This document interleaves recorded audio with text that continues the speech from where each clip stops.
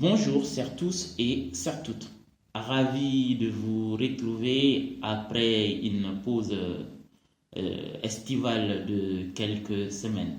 Nous espérons que vous avez passé d'agréables vacances.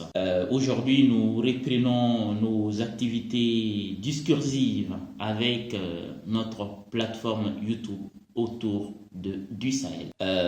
Comme vous savez, il y a beaucoup de sujets brûlants au Sahel ces derniers temps.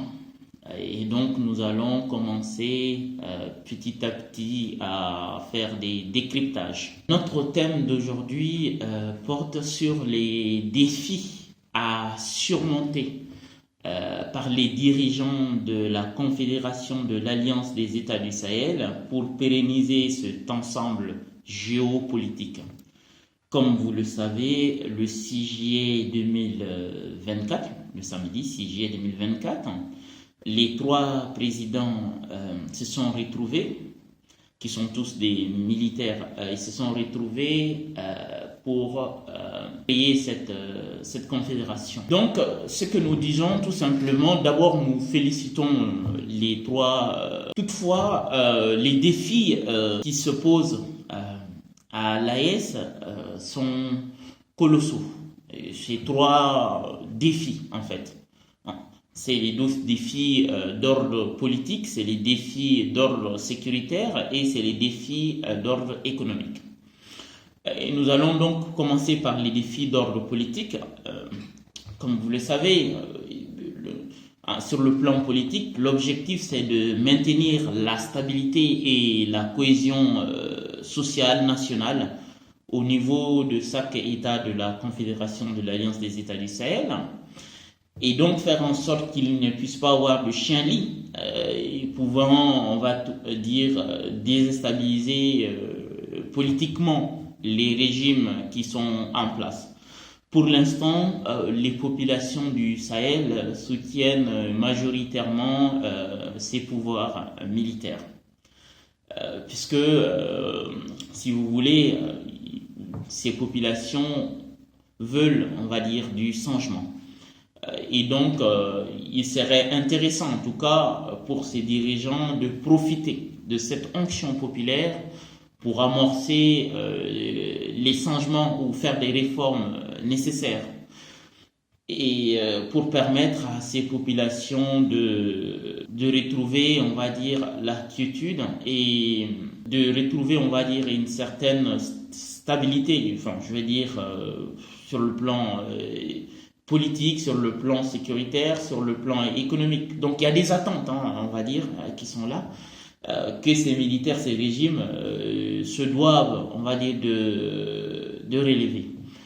Et sur le plan sécuritaire, les défis d'ordre sécuritaire, je dirais, c'est le défi d'ordre même existentiel pour les États du Sahel, puisque nos armées n'ont d'autre choix que de vaincre le terrorisme.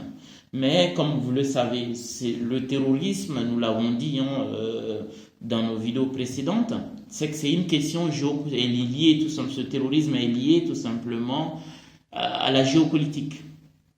Puisque les terroristes reçoivent des financements extérieurs, des aides extérieures en termes logistiques et autres. Et donc, ce qui fait que la lutte, elle est complexe. La réponse jusque-là apportée par les États du Sahel, on va dire par les différents pays, tout simplement, a permis, on va dire d'une certaine manière, de limiter, on va dire, l'extension des groupes terroristes. Et toutefois, on va dire, il faut bien préciser, toutefois, ça n'a pas permis tout simplement de mettre fin au terrorisme dans l'espace AES. Et il faut se dire la vérité, ça prendra quelques années. Avec une bonne stratégie, nous estimons que ça prendra 3 ans. Mais la stratégie actuelle des dirigeants de l'AES, elle est lacunaire. Il y a de la bonne volonté. Mais c'est une stratégie qui est très lacunaire. En fait, ça ne permet pas tout simplement de mettre fin au terrorisme. Puisque les frontières ne sont pas sécurisées. Et de deux, en ce qui concerne donc les terroristes, ils reçoivent, on va dire, d'apports extérieurs en matériel, en hommes. et d'apport extérieur sur le plan financier également. Et sur le plan intérieur, la stratégie mise en place par les États de l'AES est également, elle est incomplète, elle est lacunaire et incomplète. Et ce qui permet, si vous voulez, à l'interne, les terroristes arrivent à tout simplement à se financer localement, d'une part, et ils arrivent également à recruter localement. Et donc, également localement, les terroristes arrivent tout simplement, vu que nos camps militaires ne sont pas aux normes, ou du moins les détachements ne sont pas aux normes, ce qui fait que les terroristes, parfois, ils viennent en surnombre, ils arrivent à prendre le dessus et ils emportent du matériel et nous perdons des frères. Et sur le plan, les défis d'ordre économique, nous dirons tout simplement que les dirigeants de l'AES, ils le savent très bien, qu'ils doivent éviter la détérioration des conditions de vie des populations. Quand les puissances occidentales sont en conflit avec on va dire un pays, la première des choses qu'ils cherchent à faire, c'est tout simplement mettre en place des sanctions ou mettre en place des politiques qui vont vite détériorer la condition ou les conditions de vie des populations. Et donc pour provoquer une insurrection, pour provoquer la chute de ce régime. Voilà.